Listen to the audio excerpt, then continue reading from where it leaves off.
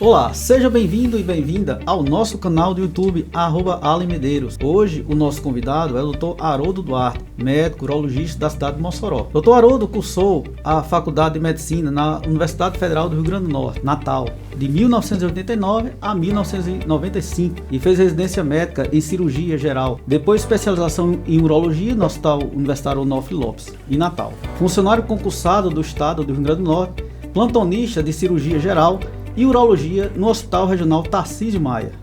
Dr. Haroldo já atuou como diretor desse hospital regional e também como diretor do ITEP em Mossoró.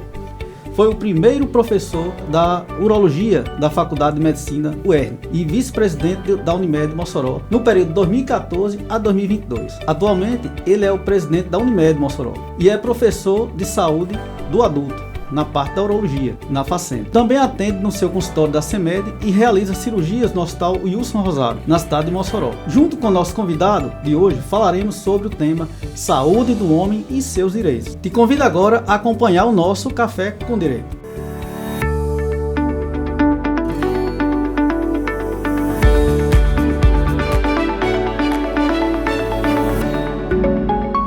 Dr. Haroldo, seja bem-vindo ao nosso canal. Comece perguntando por que os homens ainda procuram serviços em menos frequências que as mulheres. Muito bem, uma satisfação. Obrigado pelo convite para a gente estar participando aqui do seu Café com Direito, né? É sempre muito interessante para fazer esse informativo para aqueles que ainda têm alguma dúvida. E você tocou num ponto muito interessante. Apesar de que as mulheres elas têm um hábito, elas têm um conceito preventivo muito maior do que os homens, a gente tem notado isso, doutor Allen, nas últimas décadas, e principalmente na última década. Os homens eles estão procurando mais fazer sua prevenção, tendo os cuidados pessoais mais do que outrora. E muito provavelmente, acredito eu, que seja em virtude da própria indução da mulher. A mulher, a esposa, a filha, a neta, né? Isso está ajudando com que o homem, está instigando para que o homem procure realmente fazer seus exames preventivos, para que, sabemos nós, que tudo que é descoberto numa fase inicial, numa fase precoce, tem um poder de resolução e uma curabilidade em se tratando de câncer, por exemplo, bem melhor do que quando descoberto nas fases mais tardias ou até as doenças benignas, quando detectadas numa fase mais avançada. Então, isso realmente traz transtornos e a gente tem notado essa mudança. Os homens eles têm se preocupado mais porque as mulheres já têm esse hábito de, em muitas décadas, terem esses cuidados maiores preventivos do que os próprios homens. Doutor Haroldo, uma pergunta sempre recorrente, mas que vale a pena a gente tocar nesse assunto. A partir de que idade o homem deve se preocupar com essas questões de enfermidades urológicas? Muito bem. A idade, a gente já tem que se cuidar isso desde sempre, né? Desde criança, na infância, a vida adolescente, adulto, mas principalmente no tocante à urologia e principalmente no que toca, que é o mais, vamos dizer assim, o mais debatido e o mais temido, que é a prevenção ao câncer de próstata, a partir de 40 anos, quem tem histórico familiar. Se eu tenho um irmão, pai, um avô, um bisavô, que tenha tido histórico de câncer de próstata, ele já deve, a partir de 40 anos, já procurar fazer sua investigação. Se eu não tenho absolutamente nenhum sintoma, não sinto nada, o ideal é a partir de 50 anos, o preconizado. E se eu já tenho alguns sintomas, quer seja dificuldade para urinar, acordar com mais frequência à noite, não conseguir emitir o jato urinário bem, ardor na urina, sangue na urina, enfim, qualquer um desses sinais e sintomas. Sinais é aquilo que a gente vê, se urinar sangue a gente está vendo, todo mundo está vendo. Sintoma é aquilo que cada um de nós sentimos. Então, se já tem algum conjunto de sinais e sintomas, a partir de 45. Então, didaticamente, 40 anos, quem tem histórico familiar de câncer de próstata, 45, quem já está apresentando sintomas ou sinais, e 50, mesmo aqueles que estão assintomáticos, sem sentir absolutamente nada. Esse é o que é preconizado. Mas isso também serve, por exemplo, quem tem histórico de cálculo familiar. Sim. Quanto antes descobrir o cálculo, melhor de você dar um prognóstico, evitar uma cirurgia, evitar que esse cálculo cresça. Então, é aquilo que eu disse. Teoricamente, a gente, quando está na vida de infância, a gente vai ao pediatra com frequência. Sim. Quando a gente está adolescente, isso já serve mais para as meninas, já vão procurar a ginecologia juvenil. E quando a gente entra na fase adulta, teoricamente é para todos nós, anualmente, fazer os exames e não esperar No caso, por exemplo, de 40 anos, eu estou com 40 anos, tenho um histórico familiar, eu vou fazer meu exame de próstata preventivo e vou aproveitar ver meus exames, como é que está o coração. Isso aí você já tem que fazer desde sempre, porque o objetivo é exatamente evitar as doenças crônicas, diabetes, hipertensão, entre outras. Pronto, o doutor falou na questão dos exames, e quais são esses exames preventivos? Bom, de uma maneira geral, a gente faz um check-up, que a gente engloba toda a parte metabólica e, dependendo da idade, principalmente acima de 50 anos, já pode fazer investigação hormonal, também no homem, mas principalmente essa parte de, como a gente falou, se você quer fazer uma investigação global, fazer a avaliação cardiológica, eletrocardiograma, ultrassom de abdômen, ou seja, fazer aqueles exames que estão contidos no preventivo de todas as outras doenças, hemograma completo, com as taxas e tal, né? As enzimas do fígado, as provas de função renal, pâncreas, tudo. Você tem que fazer essa avaliação global através de exames laboratoriais, incluindo exame de urina, fezes, o que queira. E no tocante à próstata, o exame mais importante hoje que você faz para começar a detecção precoce do câncer de próstata é o PSA, que é um exame de sangue, que vem do inglês Prostatic Specific Antigen, PSA, e tem um valor de normalidade. Se esse valor de normalidade está elevando, ou está próximo, ou ultrapassa a normalidade, aí você vai ter que continuar a investigação. Quando o paciente está na idade mais acima de 50, principalmente acima de 60 anos, já inclui também a ultrassom.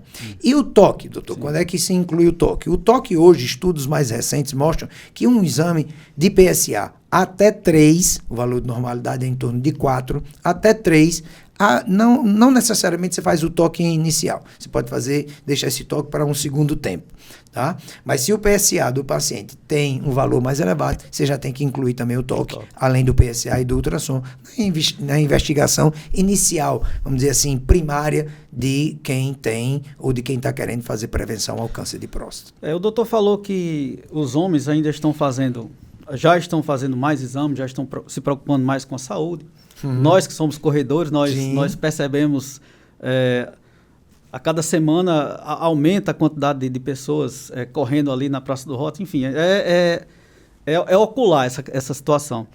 Mas em se tratando do exame do toque, ainda há muito preconceito com relação a essa situação? Sim, vou só lhe ajudar. Aí a gente viu esse boom, né, de corredores, de pessoal caminhando e correndo depois da pandemia. Não sei se você está lembrado disso, porque fechou tudo, as academias se fecharam, então o que é que eu posso fazer? Vou fazer alguma atividade na rua, né? Caminhar ou correr, que não tem problema nenhum. Naquela época, pelo menos era assim. Então, houve esse boom muito grande. O toque, existe ainda um preconceito, mas eu repito, vou dizer a mesma coisa que disse inicialmente. Há um avanço muito grande na mentalidade do homem com relação a isso. Muito provavelmente pelas campanhas que existem, campanha do Novembro Azul, campanha da própria Sociedade Brasileira de Urologia, campanhas mundiais, entrevistas que nós damos, isso tudo que nós estamos fazendo agora, esse bate-papo, esse café com direito, que é também um café com saúde, né? É uma forma de divulgar isso e mostrar, explicar aos homens que não tem nenhum bicho de 7 cabeças, tá? O que você vai procurar um especialista, como no meu caso, você diz, doutor, o que é que o paciente quer? Indiretamente, ele quer o quê? Que eu diga a ele que no final da consulta ele não tenha câncer de próstata. Esse é, o que ele está esperando. Ele quer um diagnóstico negativo. Isso é que ele está esperando. Sim. Por quê? Porque depois de 50 anos, doutor Allen, todos nós homens, invariavelmente vamos crescer a próstata. Isso é chamado hiperplasia benigna prostática, HBP. Isso vai pegar todos os homens, não tem para onde correr. Uns homens vão crescer a próstata mais rapidamente e outros mais lentamente. Todos vamos crescer a próstata. E durante esse crescimento pode surgir um câncer. Então o que é que eu preciso fazer para aqueles que me procuram todo ano? Dar a tranquilidade a ele que neste ano ele não tem câncer de próstata. Sim. Aí no ano que vem ele vai fazer novamente a investigação e eu vou precisar também, novamente, dizer a mesma coisa para ele. Mas se no ano que vem eu tiver alguma coisa suspeita, nós vamos investigar mais a fundo, vamos continuar a detalhar essa investigação para confirmar ou para afastar.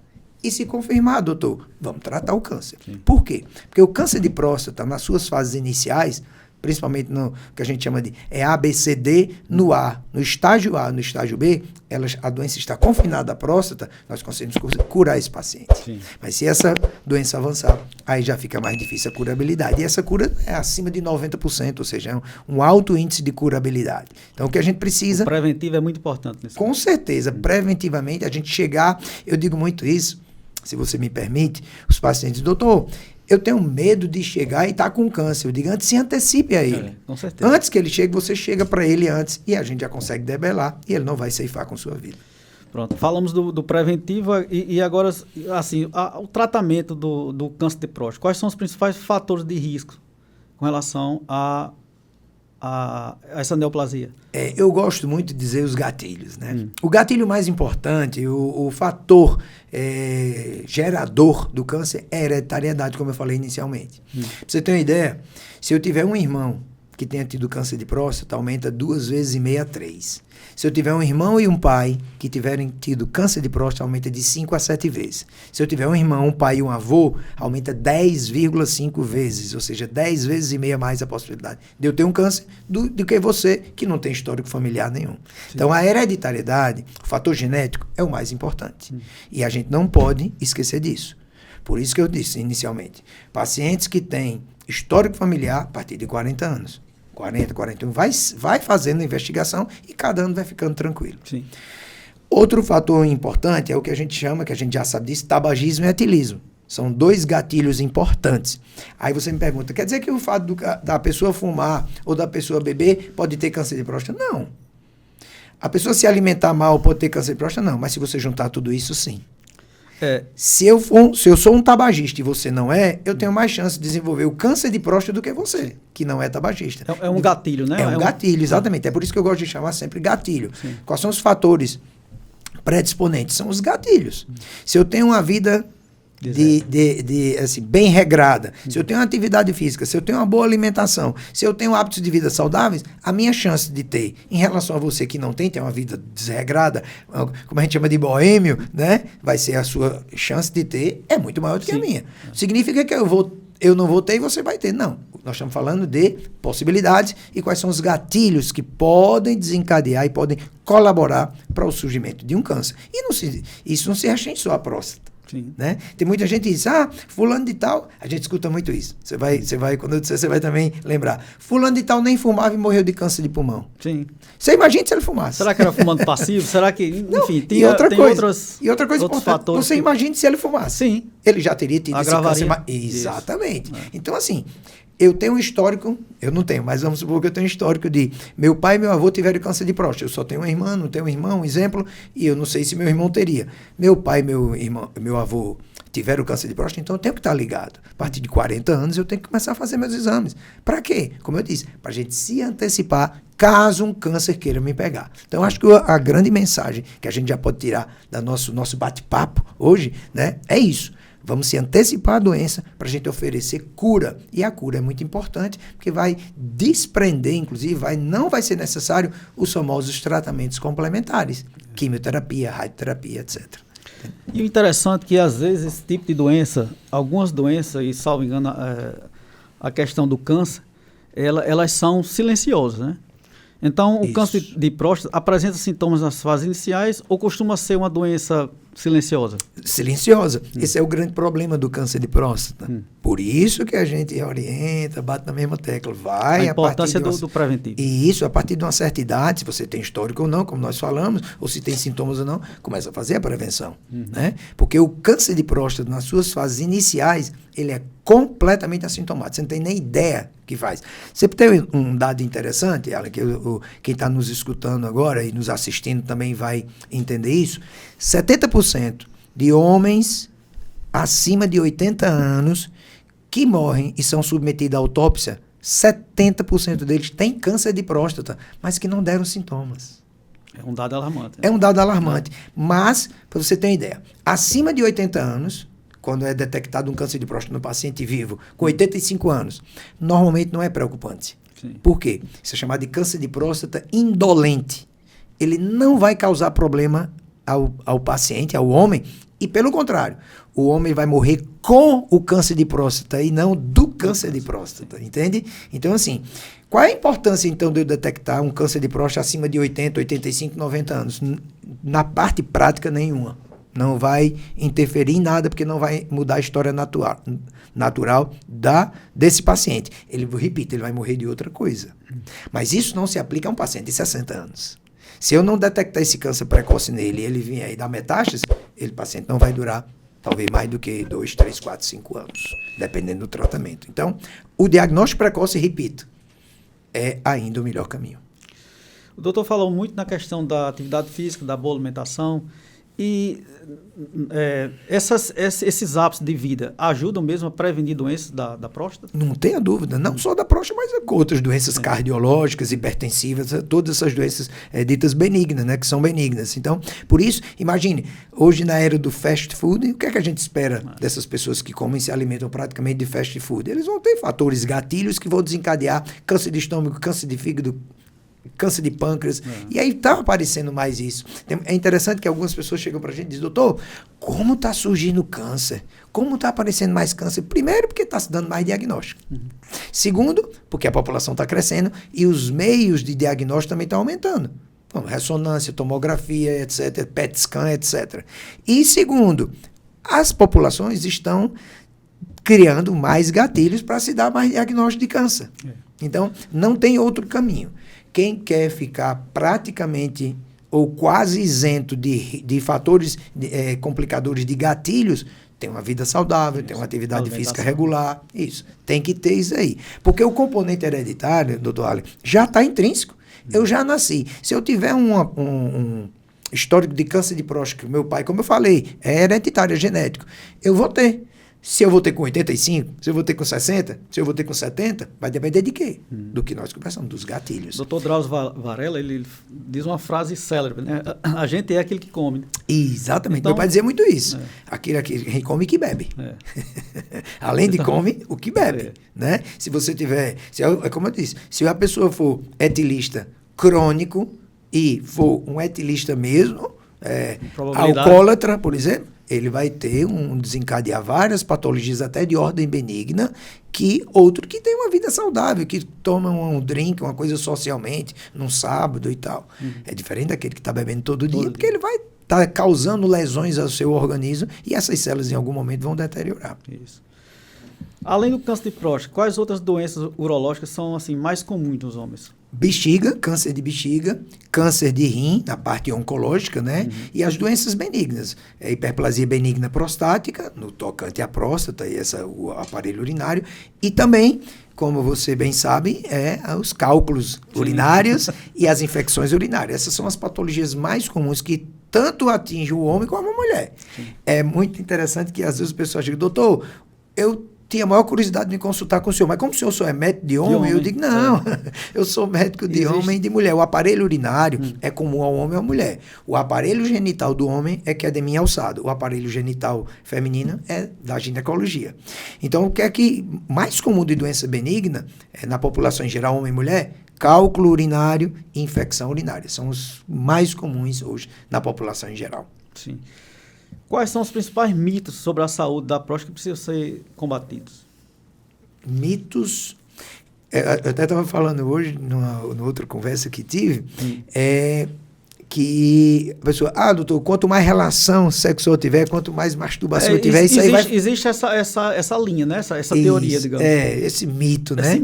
Que quanto mais relação sexual tiver, quanto mais masturbações eu tiver, eu vou ter risco de ter câncer de próstata. Absolutamente não tem nada a ver. Até porque a nossa reprodução, via de regra, de maneira natural, é sexuada. E na relação sexual, a gente precisa da próstata para produzir as secreções prostáticas e se agregar ao líquido seminal, para manter esse líquido seminal viável e conseguir com que esse espermatozoide consiga atingir o óvulo e fecundar. Então, as secreções prostáticas produzidas pela próstata, obviamente, estão relacionadas com a reprodução. Então, nós precisamos da próstata. Quanto mais relação a gente tiver, não vai atrapalhar em nada a vida prostática. Pelo contrário, nós vamos ter mais chance de procriar e de engravidar a parceira e reproduzir. Então, esse mito que se tem de que quanto mais relação sexual, quanto mais masturbação, eu vou piorar a saúde da minha próstata, não tem nada a ver, absolutamente nada a ver. Depois do diagnóstico de câncer de próstata, quais são as opções de tratamento disponíveis atualmente? O padrão ouro, o gold standard, né, o tratamento padrão de eleição para cura é a prostatectomia radical, a cirurgia que você vai fazer a retirada de toda a próstata e depois você vai fazer uma junção da bexiga com a uretra para restabelecer o trânsito urinário. O paciente não tem condições cirúrgicas, mas esse câncer é um nódulozinho, está confinado na próstata, não espalhou, não saiu para além da próstata, nem espalhou para o resto dos órgãos. Você pode fazer uma radioterapia. O problema da radioterapia é que ela tem um percentual de até em torno de 30% aproximadamente que pode voltar esse câncer. Já você retirando a próstata toda, não vai ter mais próstata, não vai ter mais câncer. Né? E a outras opções, que quando o câncer já está além da próstata, já espalhou na área, ao redor da próstata, ou espalhou para fígado, pulmão, cérebro, aí são as quimioterapias, hormonioterapias e as metástases. E são outros tratamentos que, infelizmente, eles não vão levar à cura. Vão tentar melhorar a qualidade de vida e a quantidade de vida também desse paciente. E no caso, quando se tira a próstata, compromete a fertilidade? Bom, fertilidade sim. Esse paciente, quando retira a próstata e juntamente com ela, até por conta de questão anatômica, suas vesículas seminais, esse paciente não vai ter mais capacidade reprodutiva, porque a próstata está relacionada com a reprodução, como eu falei. Mas ele continua tendo sua função sexual, mas aí ele não vai ter problema. Doutor, mas tem um amigo meu, um parente meu, que depois da cirurgia ficou com um certo problema para a função sexual. A gente tem como corrigir. Outros podem apresentar também problema na continência da urina. A gente tem como corrigir. Então, todos os problemas que ocorrem devido ou após a cirurgia para o tratamento do câncer de próstata, nós temos como oferecer tratamento para esses pacientes e a grande maioria esmagadora consegue restabelecer tanto sua continência urinária como sua função sexual satisfatória para ele viver bem e satisfeito. Nessa fase agora no nosso podcast, nós vamos responder algumas perguntas a nível de direito, né, que alguns internautas nos perguntaram da seguinte forma: recebi o diagnóstico de câncer de próstata e meu plano de saúde negou um exame importante, dizendo que ele não está no rol da ANS. Isso é permitido? É a grande polêmica, meus amigos, com relação ao famigerado rol da Agência Nacional de Saúde. O rol da ANS é um rol exemplificativo. Daí a importância do Dr. Haroldo fazer um relatório, um laudo bem fundamentado, né? E aliado a isso, quais são o resto da documentação? Seria o quê? A documentação pessoal, RG, CPF, comprovante de endereço. E esse relatório, ele vai dizer que o paciente encontra-se em estado de, vamos supor, neoplasia, que é o câncer de próstata grave, necessitando de tratamento, necessitando de uma cirurgia. Essa fundamentação do médico tem bastante força perante a questão do plano de saúde.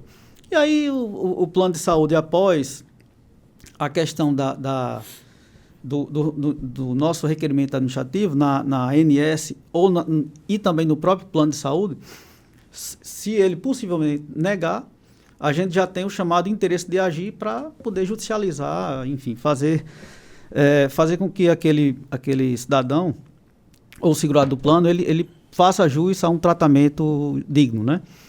Outra pergunta que surgiu aqui é: meu médico prescreveu um medicamento de alto custo, mas o plano de saúde recusou o fornecimento. Eu tenho algum direito?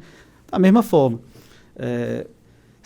A importância de um relatório, de um laudo, nessas situações, de um exame específico, o doutor Haroldo falou aqui na questão do preventivo, que tem vários documentos, vários exames. É bem importante a gente juntar e especificar nesse rol de documentos essa situação para fazer jus a esse tratamento. O plano de saúde autorizou a cirurgia, mas negou a cobertura de materiais. Outro questionamento: sem material a gente não faz cirurgia, né? O doutor Haroldo bem sabe que uma coisa está ligada à outra, na mesma situação, né? Que as respostas anteriores. Depois do tratamento, fiquei com algumas limitações físicas. Posso ter direito a algum benefício previdenciário? Bom, isso aí já entramos na seara previdenciária.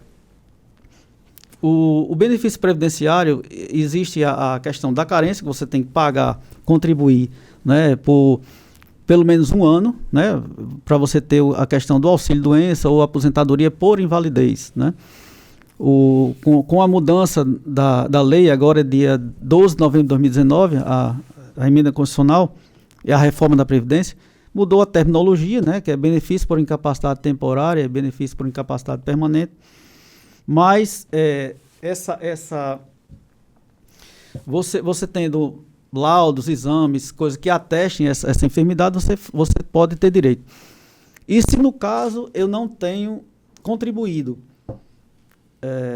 mas tenho a chamada qualidade segurada, ou seja, me inscrevi no INSS, tenho uma contribuição e no momento da contribuição eu vim a ser acometido da enfermidade, da doença.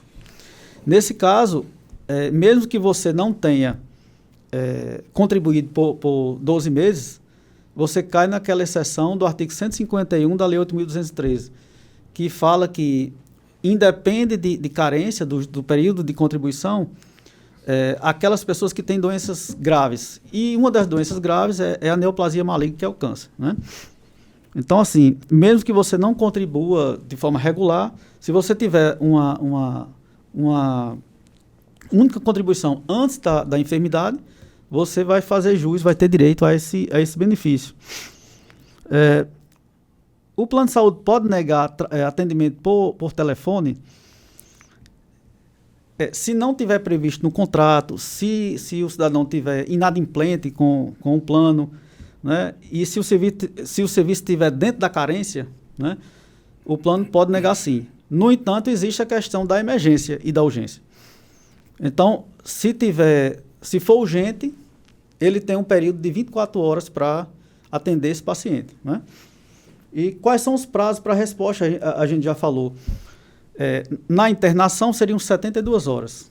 E na questão da urgência e emergência seria 24 horas. Né?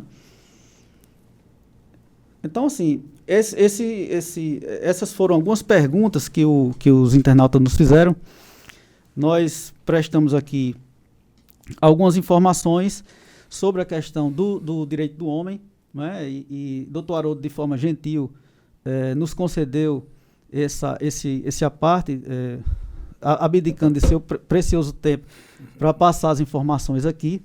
Nós agradecemos enormemente a sua presença aqui, doutor Haroldo, e o nosso muito obrigado pela participação no nosso Café com Direito.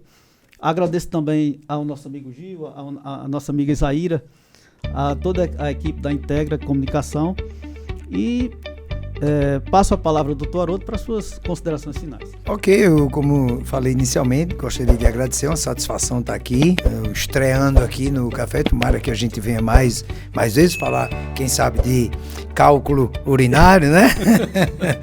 E, como eu disse, uma satisfação. É importante a gente estar utilizando um veículo como esse seu aqui, que é bastante divulgado, para que as pessoas possam entender melhor.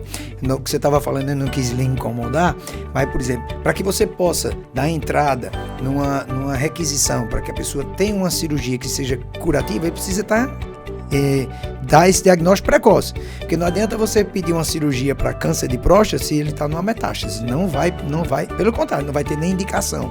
Então, quanto mais esse paciente se prevenir, para que, se por acaso tiver um câncer, estiver na fase precoce, ele ajuda a que você possa fazer a solicitação junto ao plano de saúde e ter direito a tal. Então, por essas e outras que eu, repito, agradeço a oportunidade da gente estar aqui debatendo. Isso aqui realmente, como eu disse, engrandece os conhecimentos das pessoas e fazem com que elas fiquem cientes das coisas que devem fazer, então, como saúde, e as que têm direito, então, como o mecanismo do direito da parte jurídica. Ok? Muito obrigado. Nosso muito obrigado e sigam nas nossas redes sociais, @alemedeiros.adv, o nosso canal do YouTube, @alemedeiros. Sigam também o nosso querido Dr. Haroldo Duarte nas redes sociais deles. Né? Certeza. Doutor, por gentileza, divulga aí as redes sociais. Dr. Haroldo Duarte, lá no Instagram, mais ou menos o que eu uso é essa para divulgar também essa parte, algumas conceitos, algumas informações que a gente dá 3 vezes por semana, a gente sempre está passando isso aí no Instagram. Foi. Quem sabe no futuro eu vou ter um canal desse do YouTube. Aí eu lhe convido para ir. Tá certo. O nosso muito obrigado e até outra oportunidade.